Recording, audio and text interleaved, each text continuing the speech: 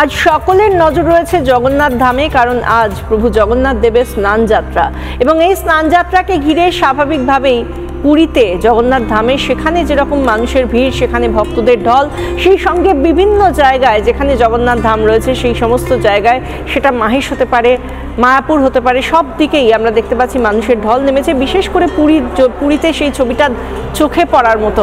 আমরা জানি 27 তারিখ রথ, তার আগে প্রতিদিন একটু একটু করে তিনটে রথ যেরকমভাবে তিন ভগবানকে নিয়ে বেরোয়, সেই রথের যেরকম তার প্রস্তুতি চলছে রথ গড়ে তোলার, আর তার মধ্যেই চলে এসেছে আজ সেই মহেন্দ্রক্ষণ, যেদিন স্নান যাত্রা জগন্নাথ দেবের।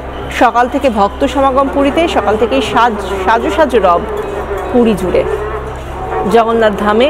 সেখানে আমরা যে ছবি দেখাচ্ছি, 3 বিগ্রহের স্নান যাত্রাকে কেন্দ্র করে যে মহা ধুমধাম, সেই ছবি পুরী থেকে।